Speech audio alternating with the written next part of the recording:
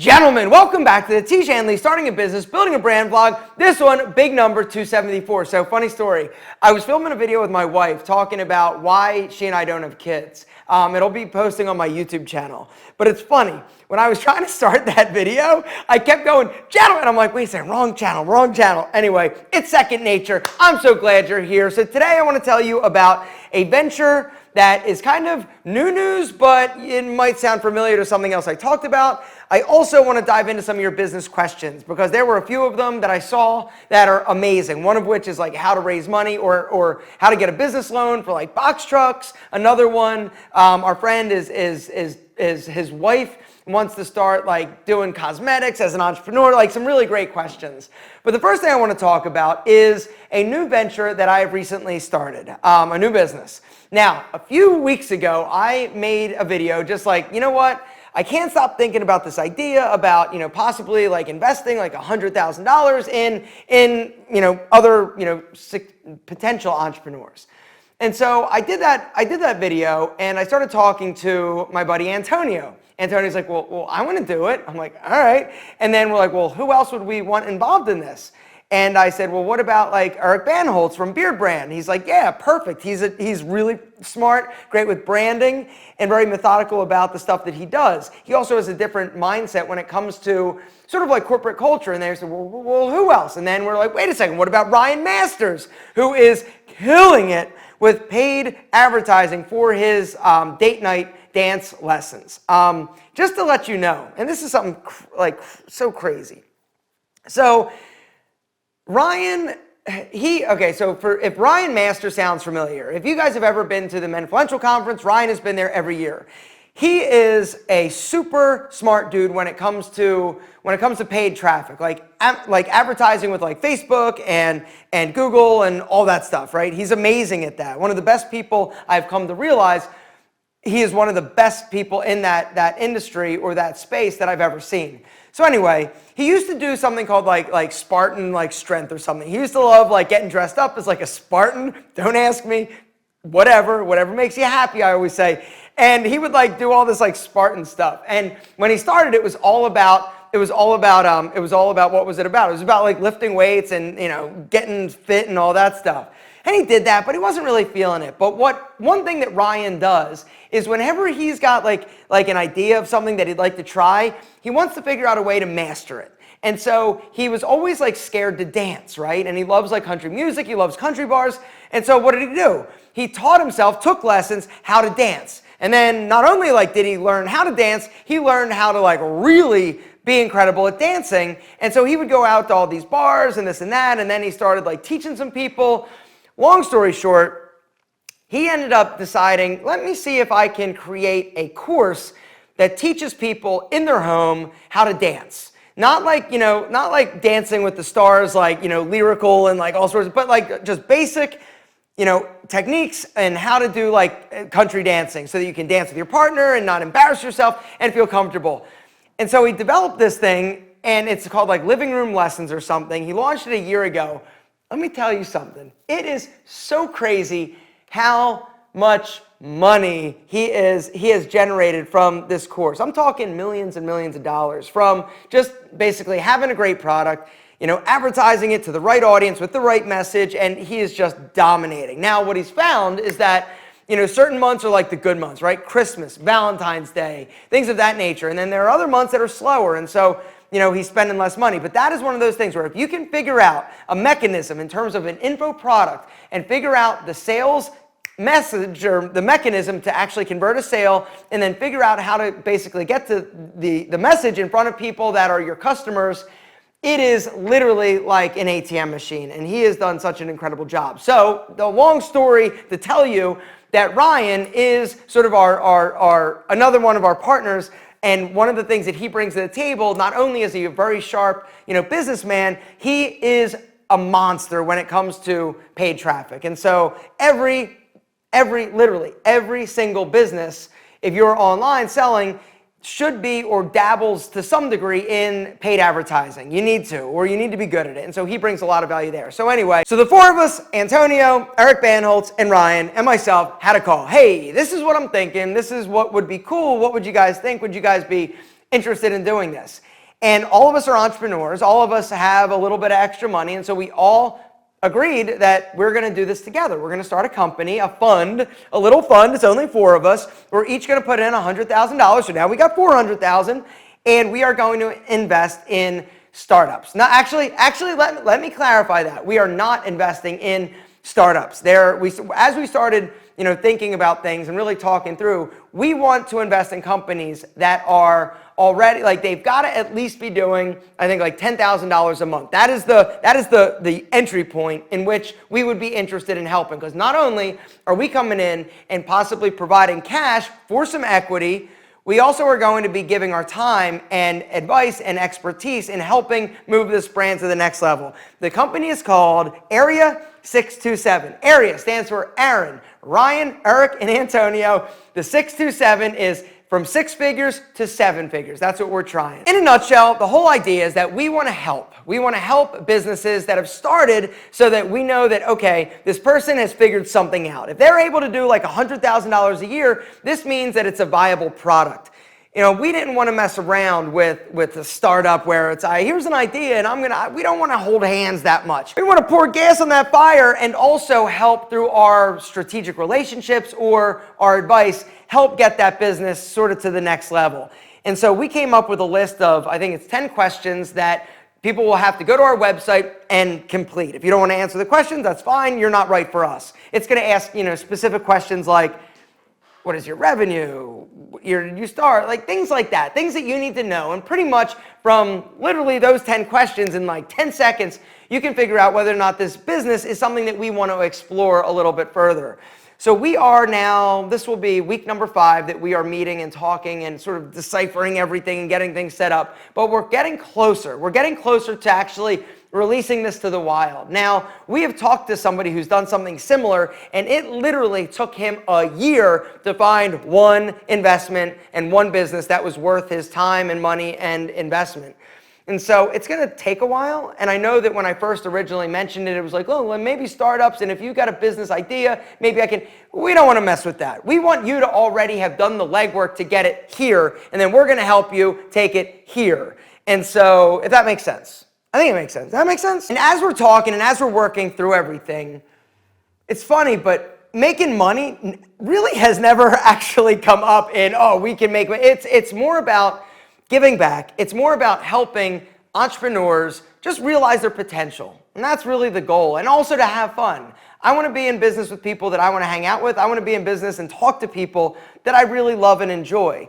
And one of the downsides to not doing the Men Influential Conference anymore is that I've lost a lot of those like intimate connections and seeing people on a regular basis. And that was one of the things that I got so much incredible value from, was hanging out with all these other really smart entrepreneurs and just getting it, right? And hanging out and just shooting the shit and talking shop and talking strategy based on what they're dealing with.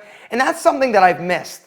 And so when Antonio was like, yo, I want to do this too, and then Eric was like, yeah, sure, I'll do it, and Ryan was like, okay, let's do this, it was like, great. I got the gang kind of back together again, and we get to hopefully help some other smart entrepreneurs and help them realize their potential. And so that is a new entity that is in the process of being started. It's exciting. I don't know what's going to happen. I've got really zero expectations other than to hang out with my buddies and hopefully help some entrepreneurs get to that next level. And so anyway, I just wanted to give you a little bit of an update because I know that I did talk a little bit about that $100,000 that I was interested in possibly investing. We have crystallized or solidified our idea a little bit better. And so it's starting to form. Once it's actually launched and we are going to be open for submissions and the website is up, I will let you guys know. So if you guys are a business and want our help or possibly us as a partner or our investment, we want you to submit an audition basically or an application. One of the other things that we've discussed is that we don't want to be in business with people that have ever like raised money. We want small like solo entrepreneurs, operators that really are hungry, because once you sort of raise money, we are firm believers that once you raise money, the valuations get all crazy, things get all out of whack, you're wasteful with money. We want people that are hungry, that are grinding, that are ready to commit, and that have already obviously figured something out if they've got a business. It does need to be something that we are familiar with in terms of a direct to consumer business. and it's got to be internet based. That's the other thing. We're not doing like brick and mortar or anything like that. We want to be able to use our skills, our expertise in order to help you scale and grow that business, grow everybody's, financial well-being, and honestly just give you a little shot in the butt and help you achieve your goals. So anyway, just wanted to give you an update. Now, your business questions. So the first business question comes from our friend Abdul Malik. He says, my wife has wanted to be an entrepreneur for a long time.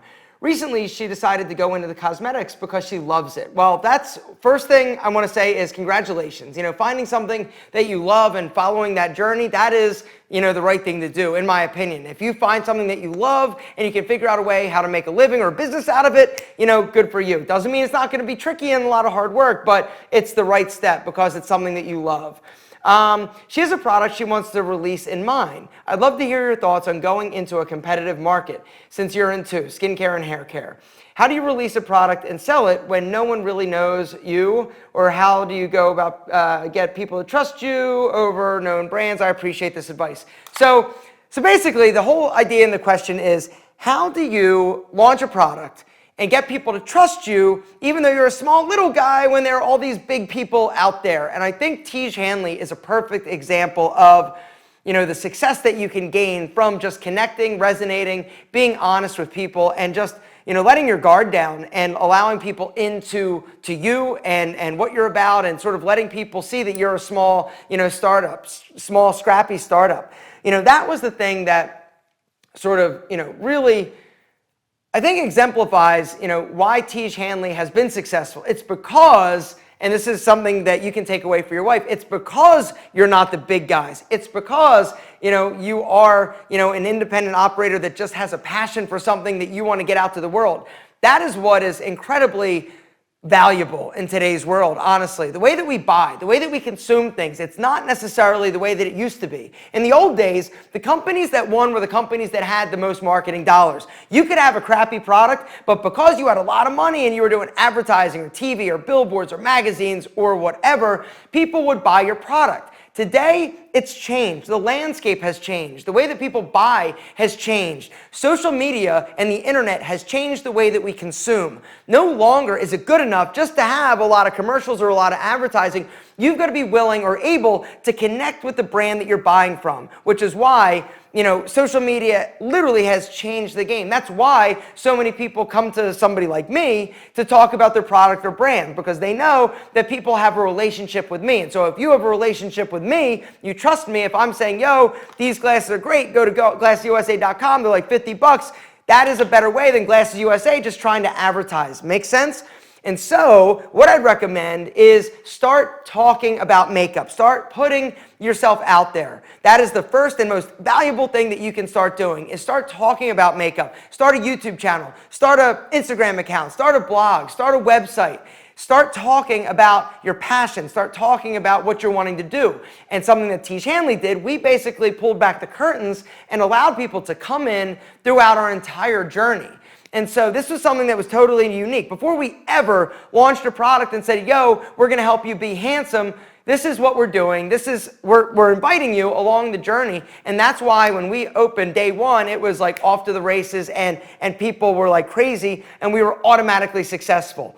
And it was because we were doing the work, we were inviting people in, and we were connecting with people and we resonated, our story resonated with people before we ever asked somebody to buy something from us. And so I think you are absolutely in a great position. I wish you incredible success, and congratulations. This is exciting. The next question I absolutely love is from our friend Brett Ward. He's a student, Arizona State, basically Arizona State University, and he dreams of becoming an entrepreneur after graduating. He says, I'm currently in an entrepreneur class where we come up with a problem to solve, find a solution, and give a pitch to the class. With your Shark Tank experience, what are your recommendations on how I should go about preparing for and conducting my pitch? Any response would be greatly appreciated. In terms of what type of advice I have for creating your pitch, it's really about, like I said, identifying the problem and why you guys have a solution, or you've made, as they say, a better mousetrap. And so, in terms of pitching, the way that I would do it, they actually, when I was going out for Shark Tank, they help you structure the pitch. They talk about, okay, first thing, introduce yourself. Second thing, say where you're from. Third thing, how much money you're looking for and what percent equity. And then you go into the problem. You tell everybody, all right, for years it's been this, or this coffee has sucked. It's tasted burnt. But now I got a better solution. You see, after you identify the problem and talk about why it's a problem and why so many people are suffering from this problem, then you swoop in and talk about the amazing solution that you've got for this product and why it's going to be better than anything else that's out there. And so it's really a pretty structured format in terms of, who you are, problem and then solution. And don't be too wordy. Don't go too long. If it's taking you, 5 minutes to explain the problem, it's not the right product. If it's taking you 27 steps in order to solve the problem, I just spit, sorry, might have gotten you a little bit, it's also probably not right. And so be short, sweet, and concise. Don't overcomplicate things. Keep it simple. But yeah, it's about identifying the problem, talking about it, be animated, engage with people, and practice. That is the one thing and the one tip I would like to give you is when I went into Shark Tank, right? It's all about visualization. It's all about visualizing. It's all about practicing. By the time I went into Shark Tank, I had been in front of them like visualization-wise, thousands of times. Because when you get up there to actually pitch, you're going to be nervous as hell, right? So you've got to make it so that it's almost like reflex. It's reaction. You just start and it kind of goes.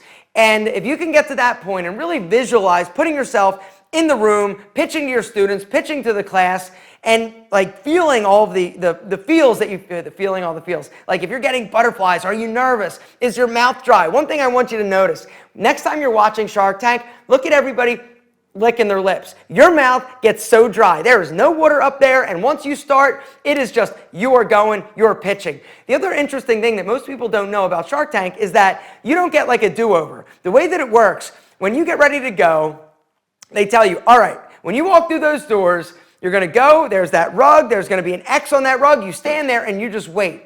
And then you're going to wait there for about 30 to 60 seconds, just staring them down, and then over the loudspeaker, you just hear the producer Clay go, and pitch. And then you start. There is no stop. There is no do-over. From the time they say go, you just got to go. And then you've got to be there and be ready to get grilled. Now, the other thing I would say, if you are going to be grilled and people are going to ask you questions, be ready and understand your numbers. That is the thing that blows my mind whenever I see people pitch on Shark Tank. They ask the same exact questions. What is your customer acquisition cost? What is your, average order value? Like they ask the same questions. If you don't know that, you shouldn't be up there. But great question and good luck. Next business question comes from our friend Jay Fitness and Nutrition. He says, business question. I have it, by the way, if there is a business question that you have down below, start it with business question and ask it. Next week, I'm going to get to some of your business questions. I'm also going to tell you about the deodorant disaster at Tiege Hanley, what all happened, what went down, and the plan and progress in fixing all of that situation. So there's some uncomfortable conversations that we're going to have next week. Anyway, Jay says, a business question. I have an opportunity and the cost and plan worked out. So essentially he's thought through the process and the business and the manpower in place, and it's a contract with Amazon. All right, Amazon, obviously they're killing it, big things. He says, it's low overall cost, high payback, but need a loan to get 3 box trucks, and I've got little business experience in the field but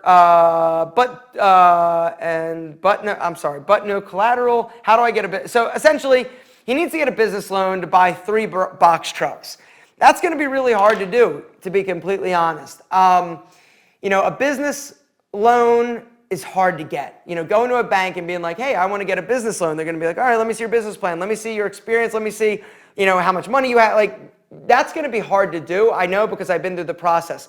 Business loans, they lend you money after you're already successful. The people that need the money, it's not a great option. So what I would do probably is try to, if you need 3, I don't know why, maybe you don't just like try and start 1, or maybe, here's an idea, I hate to say, ask your friends and family for like a loan or something like that. That's an option. You could also, look for a business partner that has maybe money or has the ability to finance these trucks, or you just try and get one truck. Start with 1 and then try and expand. going in for 3 right off the front, that's super risky. Even though it's a contract and everything, I get it. Even though you've got it all figured out, things always change. And so investing, that much money right away, if you like that for me feels a little bit risky. So I would probably try to figure out a way to do it on a smaller, less risky scale. And maybe that means like you going in and getting a loan for the truck and you buying it personally. If you don't have the credit to do that, that's another story. Then you've got to go some alternative financing route like, friends and family to get a down payment or whatever it is. But yeah, you're not going to get a business loan. Just throwing it out there. Don't waste your time. No bank is going to give you a business loan. It's not going to happen. So you got to figure some other way of borrowing money, asking people to go into business with you, or some other strategy. But the loan from a bank, never. Credit card? Do you have credit cards? You can take money off of that. Like, there are other options, but banks, they're not going to do it. And the last business question comes from our friend Alan Paczek.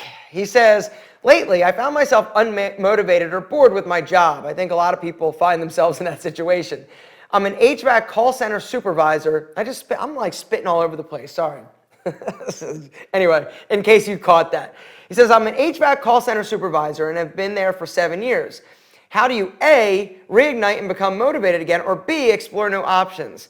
I'm huge into gaming, fitness, and lifestyle improvement, but not sure what exactly to look into. I'm eager to enjoy what I do for a living and be able to sustain myself instead of being stuck in this unmotivated position. So it sounds like you are running into a situation that so many people do. They're in a job, it's paying the bills, you're in it for 7 years, you got retirement, you got all the niceties of working for somebody else, but it's not challenging and you're bored. And in today's world, a lot of people are searching for meaning.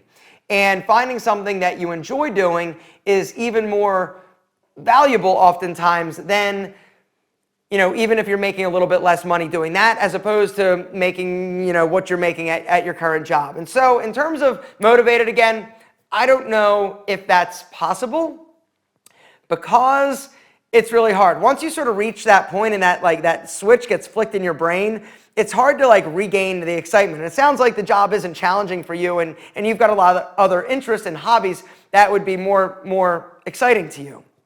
But one thing I can tell you is that once you find something else that you want to sort of explore, you start looking, going to a 9-to-5 job while you're sort of developing this other business and entity, it becomes a lot more manageable and tolerant. You can tolerate it better because you're not that there's something else that you're working and excited about. And so finding something, I guess that's kind of the first step, is finding something you're excited about. In terms of where to go, what to look for, I'm not sure. You've got to start exploring the different options that are out there.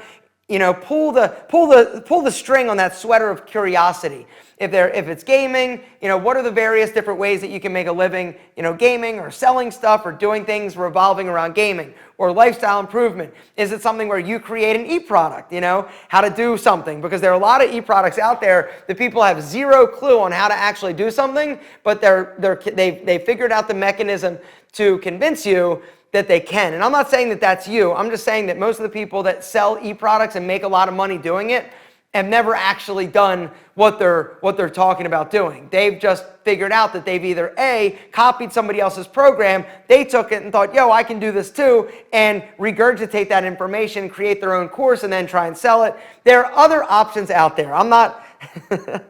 Anyway, what I'm trying to say is start looking into different options. And when you find something, sort of see, pull that string, go down that road a little bit, but don't go too far. See if it's something that really interests you. How are you going to be able to make a living? And then make that first dollar. If you can make dollar number one, that is probably the first sign that, yes, this is something that is worth exploring further. But if you can't make that dollar after 6 months, a year of working towards something, it's probably not the right thing, and you shouldn't waste your time. Gentlemen, that is where I'm going to wrap things up. If you have a business question, down below, start it with business question. Next week, I'm talking about deodorant. All right, it's coming big time, coming amazing. But we ran into a few snags, which is typically what happens with Tiege Hanley oftentimes in the development. And the reason is because we do custom designs and custom products, and we want them to be amazing, and we have to go through so many iterations to get a product. Anyway, I'm going to save that story the next week. But the bottom line is that we made a mistake in thinking that we were going to have it ready. We took money, we did a pre-sale, and it wasn't going to happen. And so we gave everybody their money back, and we're also going to send you free deodorant. So anyway, there are worse things. Guys, thank you so much for everything. We will talk to you next week. If you've got a comment down below, if you've got a business question, ask it. Drop me one of these, and I'll see you next week.